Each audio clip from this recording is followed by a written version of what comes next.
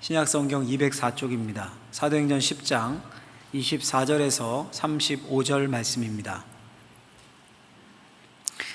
이튿날 가이사라에 들어가니 고넬료가 그의 친척과 가까운 친구들을 모아 기다리더니 마침 베드로가 들어올 때에 고넬료가 맞아 발 앞에 엎드려 절하니 베드로가 일으켜 이르되 일어서라 나도 사람이라 하고 더불어 말하며 들어가 여러 사람이 모인 것을 보고 이르되 유대인으로서 이방인과 교제하며 가까이 하는 것이 위법인 줄은 너희도 알거니와 하나님께서 내게 지시하사 아무도 속되다 하거나 깨끗하지 않다 하지 말라 하시기로 부름을 사행하지 아니하고 왔노라. 묻노니 무슨 일로 나를 불렀느냐. 고넬료가 이르되 내가 나흘 전 이맘때까지 내 집에서 제9시 기도를 하는데 갑자기 한 사람이 빛난 옷을 입고 내 앞에 서서 말하되 고넬료야, 하나님이 내 기도를 들으시고 내 구제를 기억하셨으니 사람을 요바에 보내어 베드로라는 시몬을 청하라. 그가 바닷가 무두장이 시몬의 집에 유숙하느니라 하시기로 내가 곧 당신에게 사람을 보내었는데 오셨으니 잘하였나이다.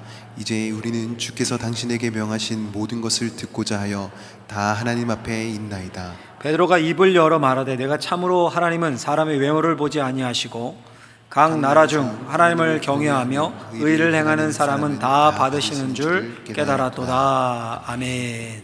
기도하겠습니다. 하나님 아버지, 놀라운 은혜를 베푸시기 위하여서 우리를 이 자리에 불러 모으신 줄로 믿습니다.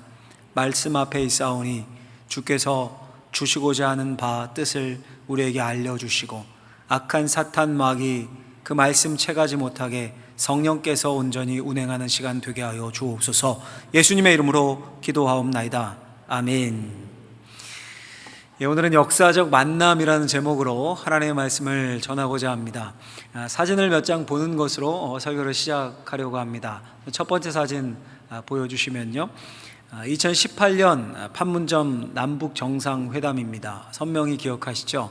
다음 사진 보여주시면 2019년 판문점 북미 정상회담입니다. 이 사진은 다음 사진, 마지막 사진 보여주시면요, 이 사진은 잘 모르시겠죠? 올 3월에 교황이 이라크에 방문해서 모슬렘 지도자, 시아파 지도자를 만나는 장면입니다. 이 사진들의 공통점이 있습니다. 뭘까요? 역사적 만남이라는 타이틀이에요. 기사에 그런 타이틀들이 많이 붙었습니다. 남북 정상회담 때 북한 지도자 김정은이 남한 땅을 밟았습니다. 6.25 한국 전쟁 이후에 북한 지도자 중 처음이라고 합니다. 미국 대통령이 북한 땅을 밟은 것 더합니다. 미국 대통령 최초라고 합니다. 교황이 이라크 방문과 이슬람 지도자를 만난, 이건 뭐 말할 것도 없습니다. 캐톨릭 2000년 역사상 처음이라고 합니다. 진짜 역사적인 만남이죠. 근데 여러분, 이런 만남이 정말로 역사적인 만남이 될지, 왜냐하면 역사적인 만남이 되려면 뭔가 열매가 맺어야 되는데, 아니면 그냥 요란한 한 번의 이벤트일지는 모르죠. 남미, 북미 정상회담 때 우리가 얼마나 부푼 꿈을 꾸었습니까? 근데 지금은 오히려 더 상황이 안 좋아지지 않았습니까? 교황의 이라크 방문도 마찬가지입니다. 평화와 공존의 메시지를 전했다는데 정말 그 만남이 평화와 공존을 가져올지, 한 번의 이벤트로 끝날지는 아무도 모르죠. 근데 여러분, 오늘 우리가 읽은 성경 말씀에 보면 진짜 놀라운 열매를 가져온 역사적인 만남이 나옵니다. 바로 베드로와 고넬료의 만남입니다.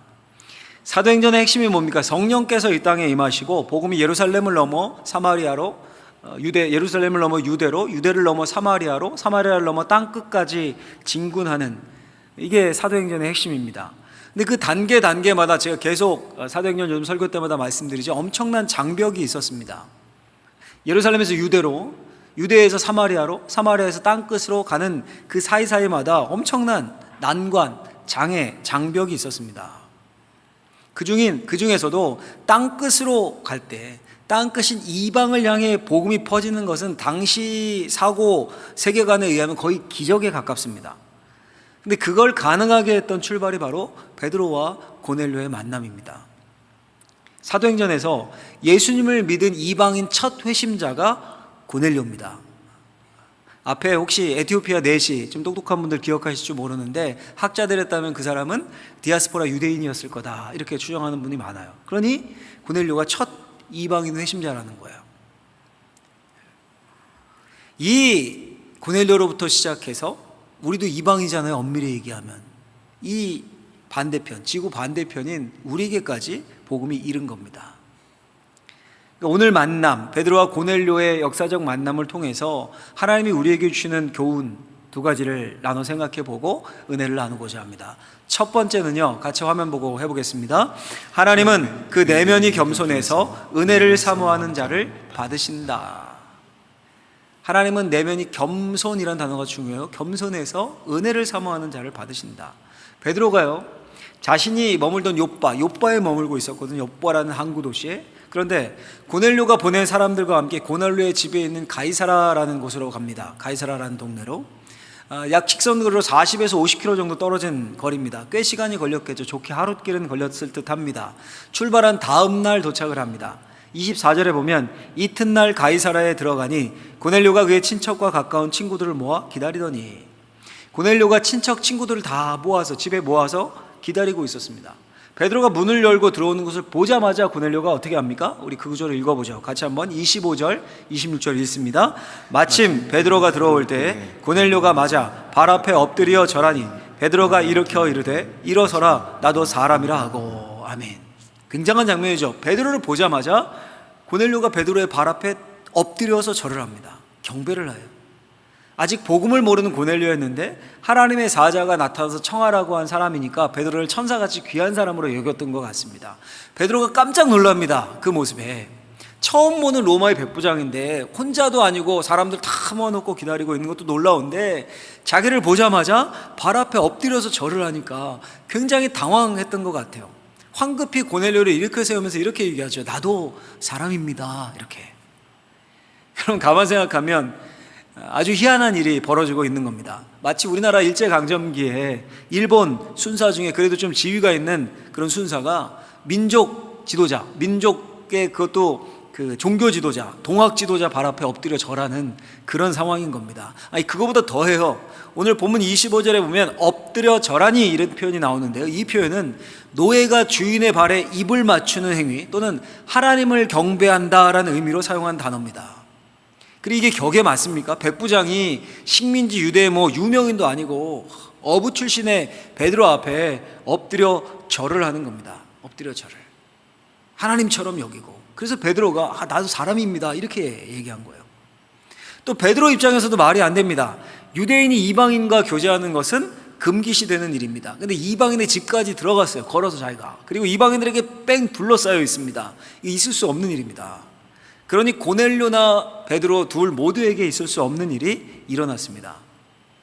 그 상황 가운데 베드로가 고넬료를 일으켜 세워서 이렇게 묻습니다. 당신도 아시다시피 유대인은 이방인과 교제하는 것이 위법입니다. 안 됩니다. 그거 금기입니다. 근데 하나님이 말씀하셔서 내가 부름을 사양하지 않고 왔습니다. 왜 나를 부르신 겁니까? 용건을 물은 거죠. 고넬료가 이에 답을 합니다. 제가 나흘 전 낮에 기도하는데 천사가 나타나 제 기도를 들었다고, 하나님이 들으셨다고 확증해 주셨습니다. 그리고 욥바에 있는 당신을 청하라고 하시면서 당신이 바닷가 무두쟁이 시몬의 집에 거한다는 것도 알려주셨습니다. 그래서 제가 사람을 보냈고 당신이 지금 제 앞에 와 있는 것을 보니까 하나님의 음성이 맞는 것 같습니다. 이제 주님이 당신에게 하는 모든 말씀을 제가 듣고자 합니다. 우리가 하나님 앞에 있는 것처럼 당신의 말씀을 경청하겠습니다. 이렇게 이야기를 해요. 그러니까 베드로가 이 고넬료의 말에 깜짝 놀라서 이렇게 말합니다. 오늘 본문의 마지막 부분 같이 한번 읽겠습니다. 34절 35절입니다. 베드로가 입을 열어 말하되 내가 참으로 하나님은 사람의 외모를 보지 아니하시고 각 나라 중 하나님을 경외하며 의를 행하는 사람은 다 받으시는 줄 깨달았도다. 아멘. 뭐라고 하는 겁니까? 제가 감탄했습니다. 하나님은 정말 외모를 보지 않으시는군요. 우리는 외모로 구별해서 이방인, 유대인 이렇게 큰 벽을 쌓아두고 있었는데 하나님은 유대인이고 이방인이고 상관없이 하나님을 경외하고 의를 행하는 사람은 다 받으시는 줄 깨달았습니다. 여러분, 이 베드로의 반응에서 우리가 뭘 알 수 있습니까? 베드로가 지금까지의 일과 고넬료가 말하는 말을 듣고 고넬료가 이방인이지만 하나님이 기뻐하시는 사람이다라는 것을 금방 알아차렸습니다. 그리고 고넬료를 하나님을 경외하고 의를 행하는 사람이라고 표현을 합니다. 자, 그럼 이런 생각이 들죠. 하나님이 왜 고넬료를 기뻐하셨을까? 10장 앞에 우리가 이미 봤는데 고넬료가 경건해서 백성을 많이 구제하고 항상 기도했다라고 말씀합니다. 그러니까 즉 쉽게 말하면 착한 일 많이 했고 기도했다. 그래서 하나님이 기뻐하셨고 그를 이방인 선교의 문을 여는 통로로, 그 문으로 사용하셨다. 그럼 여러분, 그 사실을 그대로 따서 우리에게 적용하면 어떻게 적용할 수 있겠습니까? 우리도 선행, 착한 일 좀 많이 하고 구제헌금 많이 하고 또 새벽 예배 나와서 기도하고 항상 기도하는 거잖아요. 그러면 하나님이 기뻐하실까? 그 선행, 우리가 하는 것, 모든 것을 100% 하나님이 받으실까? 만약에 여러분 그렇다면 그렇게 적용이 된다면 하나님을 경외하며 의를 행한 사람이다라는 이 영광스러운 호칭, 칭호를 받는 사람이 많을 거예요. 우리 중에. 이 중에서 구제헌금, 선교헌금 하는 분들 얼마나 많아요. 착한 일이죠. 또 새벽 기도에 나와서 기도하는 분들, 정기적으로 골방에서 금요 예배 와서 기도하는 분들, 그런 분들은 전부 하나님을 경외하며 의를 행하는 사람 아니겠습니까? 그렇게 적용한다면? 근데 여러분, 중요한 사실은 우리가 꼭 기억해야 될 것이 하나님이 고넬료의 구제와 선행을 기뻐하신 이유는 단지 그 차원, 그런 행동 차원이 아닙니다. 더 핵심적인 게 있습니다. 더 깊은. 그게 뭐냐 하면 누가복음 18장에 보면요, 예수님이 비유로 바리새인의 기도와 세리의 기도를 말씀하십니다. 바리새인이 어떻게 기도합니까? 이렇게 되어 있어요. 누가복음 18장 11절 12절 보면 같이 한번 읽겠습니다. 바리새인은 서서 따로 기도하여 이르되 하나님이여, 나는 다른 사람들 곧 토색, 불의, 간음을 하는 자들과 같지 아니하고 이 세리와도 같지 아니함을 감사하나이다. 나는 일해에 2번씩 금식하고 또 소득의 11조를 드리나이다. 아멘. 여러분, 얼마나 경건하게 산 겁니까 지금? 금식하며 기도했대요. 그냥 기도한 것도 아니고 또 반드시 11조를 드립니다. 그걸 하나님 앞에 내어놓고, 그 착한 일이잖아요. 그걸 내어놓고 기도합니다. 그런 선행을 했으니까, 그런 경건의 모습을 보였으니까 하나님 앞에서 자신이 의롭다 이만하면 됐죠. 그리고 감사했습니다. 그런데 결과는 어떻습니까? 하나님이 그 선행을 받지 않으셨습니다. 기뻐하지도 않으셨습니다. 반면에 여러분, 고넬료는 어떻습니까? 고넬료의 선행은 받으셨습니다. 그의 구제도, 그의 기도도 하나님께 상달되었고 이방인 선교의 문을 여는 그런 사람이 됩니다. 자, 그럼 비결이 뭡니까? 바리새인도 똑같이 고넬료와 행동했는데 안 받았다 그러고, 고넬료는 기뻐하셨다 그러고, 고넬료의 선행과 기도를 이처럼 기뻐하신 이유가 뭡니까? 핵심은 고넬료는 항상 자신이 하나님 앞에서 부족했다라고 생각을 했습니다. 하나님과 사람 앞에서 겸손했습니다. 고넬료가 분명히 백성을 많이 구제하고 또 많이 기도했습니다. 그런데 그렇게 하면서도 늘 뭔가 갈급한 겁니다. 부족한 겁니다. 자기가 한 선행과 기도가 하나님 앞에서 자랑할 것, 의롭다고 내세울 만한 것이라고 생각하지 않았습니다. 늘 간급하고 뭔가 부족함을 느꼈습니다. 그게 여러분 어떻게 나타납니까? 본문에서 베드로를 초청해서 베드로를 통해 주시는 하나님의 말씀을 온전히 무릎 꿇고 경배하며 듣는 열망으로 나타나요. 그리고 그 일을 위하여 기대하며 부지런히 정성스럽게 준비를 합니다. 그렇게 기다립니다. 그게 고넬료의 태도였습니다. 고넬료를 처음 맞닥뜨린 베드로는 고넬료가 그런 사람이었구나라는 걸 단번에 알아챌 수 있을 정도였습니다. 여러분 생각해 보세요. 상상력을 동원해 보십시오.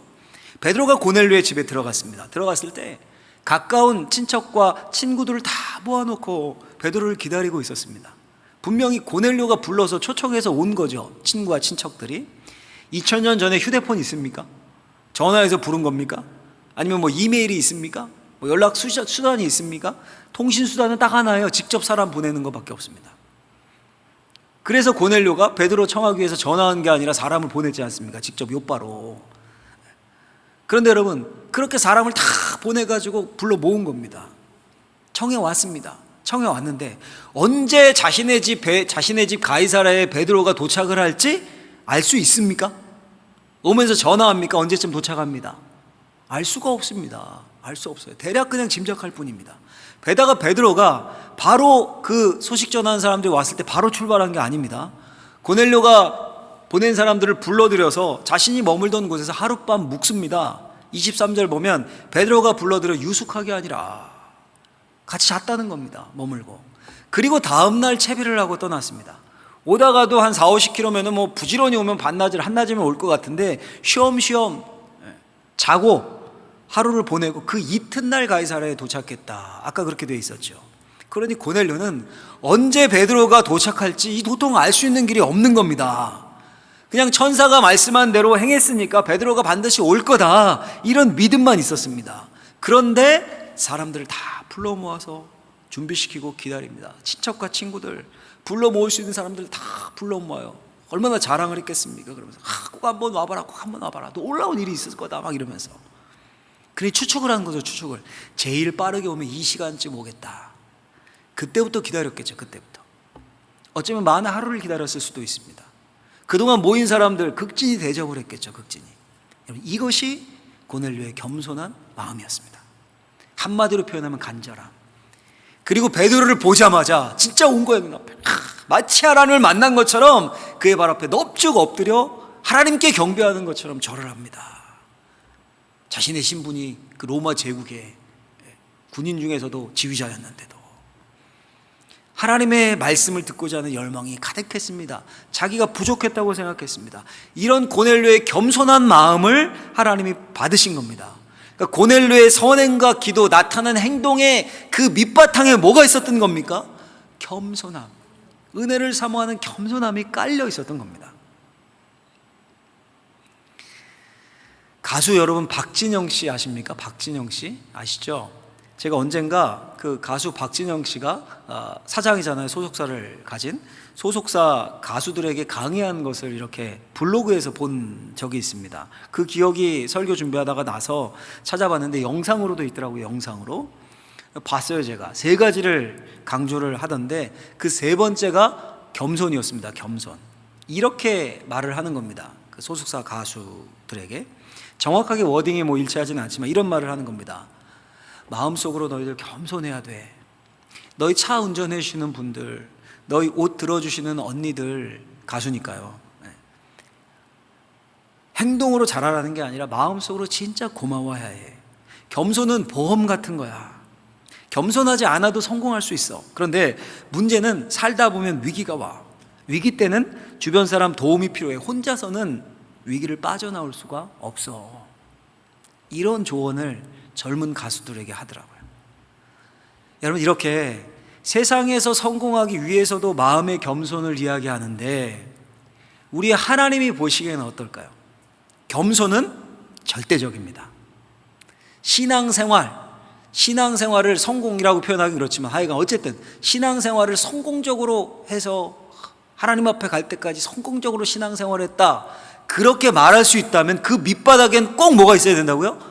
겸손이 있어야 되는 겁니다. 신앙생활의 성공은 내가 성공했다 해서 성공한 게 아니죠. 하나님이 인정해 주시는 게 성공 아닙니까? 그 밑바닥엔 반드시 겸손이 있어요. 있어야 합니다. 성 어거스틴이라는 이름을 들어보셨죠? 아시죠?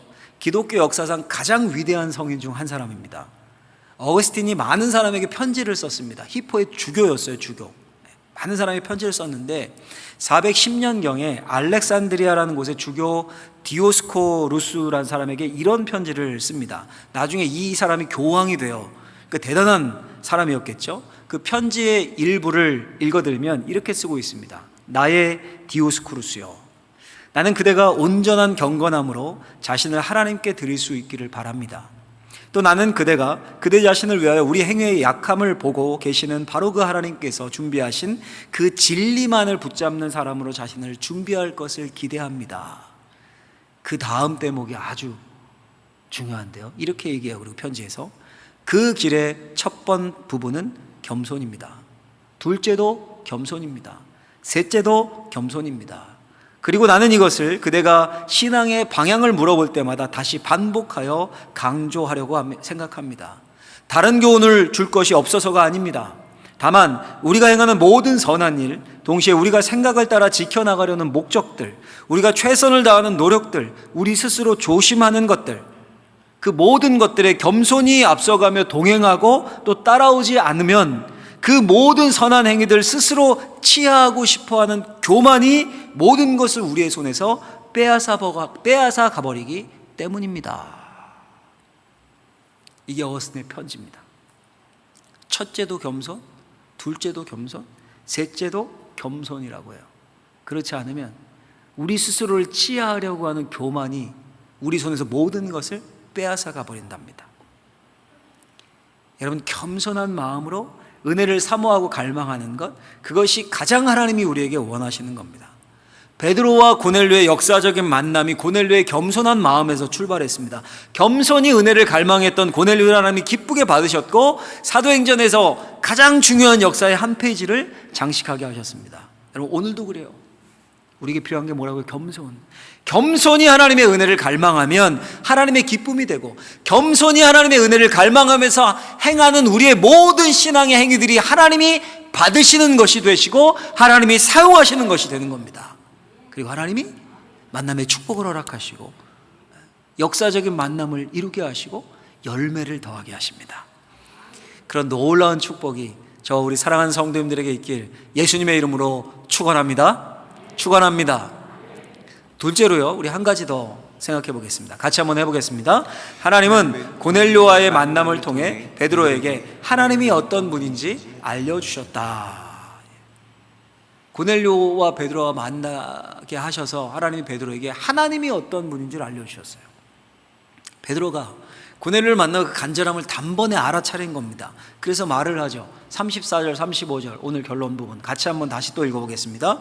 베드로가 입을 열어 말하되 내가 참으로 하나님은 사람의 외모를 보지 아니하시고 각 나라 중 하나님을 경외하며 의를 행하는 사람은 다 받으시는 줄 깨달았도다. 아멘. 베드로가 뭐라고 감탄을 합니까? 깨달았도다. 감탄이죠. 깨달았도다. 뭘 깨달은 겁니까, 베드로가? 아, 고넬료 이 사람 보니까 착한 사람이네. 아, 고넬료 이 사람 하나님이 사랑하시네. 이걸 깨달은 겁니까? 이걸? 아니죠. 그걸 깨달은 게 아니라 고넬료와의 만남을 통해서 하나님이 어떤 분이신가를 깨달았습니다. 하나님이 이 외모로, 그때 유대인인 자기는 유대인 이방인 이런 그 갈등, 그 보이는 걸로 사람을 판단했는데 하나님은 외모로 사람을 취하지 않으십니다. 하나님은 사람의 중심을 보십니다.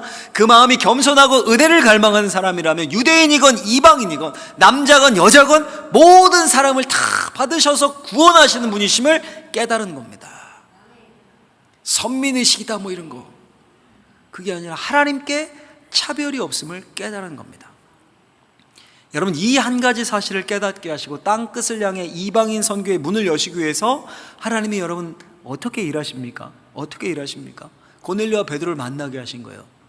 그 과정이 어떻습니까? 얼마나 복잡하게 일하시는 줄 모릅니다. 그 과정을 한번 찬찬히 더듬어서 생각해 보십시오. 9장 말미에 보면 베드로가 욥바에 머물게 된 이유가 나오죠. 여제자 다비다가 병들어 죽었습니다. 급하게 소식 듣고 와서 살린 겁니다. 그렇죠? 다비다가 살아났으니까 이제 목적은 이룬 거죠. 급한 일은 달성한 겁니다. 그럼 떠나도 돼요, 거기를. 그런데 베드로로 하여금 욥바에 여러 날 동안, 그것도 부정한 사람, 가죽 세공업자, 시체, 동물 시체 만지고 이런 가죽 세공업자 무두장이의 집에 머물게 하십니다. 여러 날 동안 이렇게 돼 있어요, 성경에. 그리고 그와 동시에 무슨 일을 하나님이 하십니까? 베드로가 거기에 여러 날 머무는 동안 이방인 중에 경건한 사람 고넬료를 택하십니다. 먼저 고넬료에게 천사 보내셔서 욥바에 있는 베드로를 청하라 라고 하십니다. 명령하십니다. 그 명령에 순종해서 고넬료가 사람을 보내죠. 욥바로. 사람이 오는 동안 또 베드로에게 하나님이 급하게 환상을 보여주시죠. 무슨 환상을 보여주십니까? 보자기 환상이요. 그 안에 베드로가 싫어하는 유대교에서 금하는 각종 부정한 짐승들이 우글우글 거리고 있었고, 먹어라, 안 먹습니다. 먹어라, 안 먹습니다. 계속 실랑이를 하시죠. 그 환상에 대해 이거 뭔가 베드로가 생각하고 있는 딱 그때 고넬료가 보낸 사람이 그 집에 도착을 해요. 성령이 그때 음성을 들려주십니다. 의심하지 말고 내려가서 따라가라. 내가 보낸 사람이다. 그리고 고넬료는 부지런히 베드로가 오는 중에 뭘 하고 있습니까? 베드로를 맞을 준비를 하고 사람을 다 보내가지고 사람들을 다 초청해서 기다립니다. 베드로가 오고 고넬료가 베드로 앞에 절하고. 오늘 본문 아닙니까? 베드로와 고넬료의 극적인 만남, 역사적인 만남이 성사됩니다. 어떻습니까? 제가 짧게 설명했는데도 얼마나 복잡합니까? 막 천사 보내고 환상 보여주시고 베드로와 실랑이 하시고 가이사랴에서 일하셨다, 욥바에서 일하셨다, 막 타이밍 맞춰서 고넬료가 보낸 사람 딱 도착하게 하시고 맞춰서 음성 들려주시고 마지막 007 작전을 방불케 하죠. 여러분, 왜 하나님이 이렇게 복잡한 과정을 거쳐서 베드로와 고넬료를 만나게 하셨습니까? 왜? 그 목적이 뭡니까? 그 목적이 하나님은 이방인이나 유대인이나 상관없이, 인종과 신분에 상관없이 하나님을 경외하고 의를 행하는 자는 다 받으시는 분이다. 이걸, 이 한 가지 사실을 깨닫게 하기 위해서입니다. 그래서 그 장벽을 허물어뜨리고 사마리아에서 땅끝으로 복음이 나갈 수 있게 하기 위하여서, 선교의 문을 열기 위해서입니다. 그 일을 위해서 하나님이 이렇게 복잡하게 일하셨습니다. 그리고 여러분, 이 사실에서 우리가 뭘 깨달을 수 있습니까? 하나님이 우리를 굉장히 인격적으로 다루시고 또 우리가 깨닫기를 기다리시는 분이라는 거예요. 깨닫기를. 만약에 여러분, 제가 하나님이었다면요, 제가 하나님이었으면 이렇게 했을 것 같아요. 베드로에게 직통 계시 주시는 거죠. 야, 너 잘 들어. 내가 말하는 거니까. 이방인이나 유대인이나 다 상관없어. 너 머릿속에 꽉 차 있는 그거 깨버려야 돼. 그거 말도 안 되는 얘기야. 나는 모든 사람을 차별 없이 대한다. 나를 경외하고 받아들이고 의를 행하는 사람은 다 받아들여. 다 내 자녀야. 다 구원할 거야. 직접 말했을 것 같아요. 근데 그게 안 먹혀요. 유대인 전통적 금기에 그 어릴 때부터 가져왔던 세계관이 꽉 사로잡혀 있어서 베드로가 못 알아듣습니다. 그럼 간단하게 그냥 손 한번 슬쩍 들어서 치는 거예요. 베드로를 쳐서 다리를 절게 하시든지, 눈을 안 보이게 하시든지, 간질 발작을 일으키시든지, 막 두 손 들고 아유 알겠습니다 하나님, 이렇게 항복하게, 그냥 항복하게, 뭐 이해했든 못했든 항복하게. 얼마나 간단해요. 저라면 그렇게 일했을 것 같습니다. 근데 하나님은 그렇게 일하지 않으십니다. 천천히, 아주 세심하게, 복잡하게 하나하나 베드로를 깨트려 가십니다. 모든 극본을 짜시고 타이밍을 딱딱 맞추셔서 한 채 오차도 없이 베드로와 고넬료의 만남을 갖게 하십니다. 그 모든 과정을 통해 베드로에게, 하나님은 내가 생각했던 것과 다르게 유대인, 이방인 상관없이 하나님을 사모하고 겸손히 의를 행하는 사람들은 다 받으시고 다 자녀 삼으시고 다 구원하시는구나. 이 사실을 깨닫게 하십니다. 깨닫게 하세요. 강제로 주입시키신 게 아니라 베드로가 깨닫게 하십니다. 그렇게 될 때까지 베드로를 설득시키시고 기다리시고 기회를 주십니다. 놀랍죠? 복음이 땅끝을 향해 가는 그 중요한 일을 위해 하나님이 택한 방법은 기다리시고 설득하시는, 그리고 깨닫게 하시는 거였습니다. 여러분, 이분이 저와 여러분들의 하나님이십니다.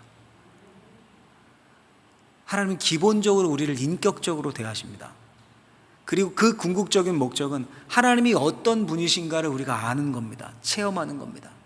하나님이 외모를 보지 않으시고 차별 없이 우리 모두를 받아주시는 분임을 알게 하십니다. 하나님이 그렇게 사랑이 많으신 분임을 깨닫게 하십니다. 하나님이 그걸 원하셔서 우리를 인격적으로 대하실 뿐 아니라 기다려주십니다. 기다려주셔요. 이게 하나님의 방법입니다. 여러분 생각해 보세요. 만약 하나님이 엄격하게 사람을 골라 택하셨으면 아마 저는 여기 서 있지 못할 겁니다. 여러분도 그렇지 않습니까? 만약 하나님이 최고의 지성인만 부르셨다면, 뽑아서 최고의 부자만 뽑아서 이 자리에 앉게 하셨다면, 최고의 재능 있는 사람만, 뭔가 꼭 뛰어난 재능이 꼭 있는 사람, 그런 사람만 부르셨다면, 아니면 그래 도덕군자나 완벽한 존경받는 인격 가진 사람만 부르셨다면, 여러분 이 중에 몇 명이나 앉아 있겠습니까? 아무도 없지 않을까요? 근데 하나님이 다 받으셨어요. 다 내게로 오라고 부르셨습니다. 돈도 없고 인격도 엉망이고 아는 것도 없고 때로는 허랑방탕했던 저와 여러분들까지도 예수 그리스도 안에서 하나님의 자녀 삼으셨습니다. 하나님은 그런 분이셔요. 그걸 알게 하기 위해서 우리를 인격적으로 대하시고 우리를 기다려주십니다. 여러분 솔직히, 우리 솔직해지자고요. 우리끼리니까. 솔직히 우리가 예수님을 믿는다고 하면서도 아직도 깨지지 않고 변하지 않는 성품과 기질과 습관이 있습니까? 없습니까? 아직도 얼마나 많습니까? 여러분 아직도 얼마나. 목사님 저도 예외가 아니에요. 제가 아는 어떤 안수 집사님은요, 안수 집사가 되셨는데 뽑히신 거예요. 선거하잖아요. 우리 공동회하고 되셨는데 이분이 술과 담배를 그때까지 못 끊으신 거예요. 되리라고 생각을 안 하셨던 거겠죠. 그걸로 고민을 그냥 우리 교회 말고 되고 나니까 덜컥 이게 그 걱정이 되는 거예요. 제가 예전에 있던 교회에서 그걸로 친한 제게 상담을 하셨던 기억이 있어요. 제가 그 고민 자체가 정말 귀하고 아름답습니다. 하나님이 역사하실 겁니다. 이렇게 답을 했는데, 만약 예수님 믿지 않았으면 술, 담배에 대해 고민했겠습니까? 그리고 결국 끊으셨어요. 금방. 제가 여러분 비록 술, 담배를 예로 들었지만 우리의 모난 성품, 인격, 기질 다 마찬가지입니다. 하나님 앞에 뭐 내세울 게 있습니까? 우리가 하나님 앞에. 근데 하나님은 그래서 우리를 다 받아주십니다. 그리고 기다려주십니다. 지금도 깨지지 않고, 지금도 분노하고, 지금도 모난 우리를 참고 기다려주십니다. 치지 않으시고, 벼락 치지 않고, 다리 부러뜨리지 않으시고, 아주 인격적으로 대해주십니다. 그리고 하나님을 경험하게 하십니다. 경험하게 하죠. 베드로가 그랬던 거죠. 하나님을 경험하면서 우리가 가진 그 생각들, 모난 것들을 하나하나 버리게 하시는 거예요. 깨트려 가시는 거예요. 우리가 어떻게 이런 하나님을 신뢰하지 않을 수 있겠습니까? 또 하나님이 우리를 이렇게 대하시는데, 우리를 하나님의 자녀들이 이렇게 대하시는데, 우리가 주 안에서 형제 자매된 누군가를 인격적으로 막 무시하고 욕하고 비난하고 그럴 수 있겠습니까? 하나님이 이렇게 소중하게 대하셔서, 인격적으로 대하셔서 다 받으신 자들인데요. 여러분, 교회가 아름답고 소중한 이유가 뭘까요? 뭐겠습니까? 나 말고요, 누군가의 인생 속에 일하신 하나님을 볼 수 있기 때문에 소중한 거예요, 교회 공동체가. 이런 생각 안 해보셨습니까? 전 해봤어요, 이런 생각. 아니, 하나님 왜 불교처럼 혼자 벽 보고 막 수양하고 참선해서 하나님 만나서 득도하게 하시지. 그럼 부대 끼는 것도 지금 없을 텐데 혼자 하는 거니까 왜 이렇게 교회에 모여가지고 예배하게 하시고 교제하게 하시고 막 함께하게 하시고 뭐 하나 해도 혼자 됩니까? 교회 일이 다 붙어야 되잖아요. 그렇게 하시고 서로 사랑하라고 하셨을까? 복잡하게 왜 그러신 겁니까? 우리 곁에 고넬료를 통해 하나님을 알게 하기 위해서입니다. 여러분, 우리가 이 방어진 제일교회라는 테두리에서 만난 이 만남이 역사적인 만남이 될 수 있습니다. 우리 서로를 통해서 하나님을 볼 수 있다면, 우리 서로를 통해서 하나님을 더 깊이 체험하고 진리를 더 깊게 깨달을 수 있다면, 우리 서로를 통해서 하나님이 이렇게 일하시는구나 라는 것을 볼 수 있다면 우리의 만남은 역사적인 만남이 됩니다. 역사적인 만남이라는 건 뭐예요? 그 만남을 통해 열매가 맺어진다는 거예요. 변화가 일어난다는 거예요. 누군가에게 영향을 미친다는 거예요. 그런 만남이 될 수 있다는 거예요. 반대로 우리가 막 서로를 미워하고 막 인간적인 냄새, 악취만 우리 안에 가득하면 그건 불행한 만남이 되겠죠. 근데 여러분, 전 분명 하나님이 우리 방어진 제일교회, 우리 교회 공동체를 두신 이유, 다음 주가 창립기념주일이에요. 우리 교회 오래전에 우리 교회를 세우신 이유, 왜 세우신 겁니까? 역사적 만남의 장으로 열어두신 거예요. 열어두신 겁니다. 우리가 해야 할 일은 겸손한 마음으로 하나님을 갈망하는 겁니다. 겸손한 마음으로 하나님을 갈망하고 하나님의 은혜를 갈망하고 서로를 통해 하나님을 더 깊게 알아가는 겁니다. 함께함의 기쁨을 누리는 거예요. 사역을 하면서 서로를 보면서 내가 아닌 저 사람의 삶 가운데 하나님이 저렇게 역사하셨구나, 그걸 보면서 하나님이 살아계심을 깨닫고 하나님이 역사하심을 깨닫고, 내 병이 나아야 되는데 다른 사람 병이 났어요. 저렇게 역사하시는구나, 내 삶에도 역사하실 수 있겠구나. 이렇게 서로를 통해 하나님이 살아계심을, 하나님이 우리를 사랑하심을 깨닫게 되는 거예요. 그런 만남의 장으로 우리 교회를 열어두셨습니다. 이 안에서 우리 서로를 통해 하나님을 더 깊게 알아갈 수 있는, 내 옆에 있는 사람이 고넬료예요. 내 옆에 있는 사람이 또 다른 베드로입니다. 그런 은혜를 우리에게 허락하였음을 기억하면서 감사하면서 겸손한 마음으로 하나님의 은혜를 구할 수 있는 저와 우리 사랑하는 성도님들이 되시기를 예수님의 이름으로 축원합니다.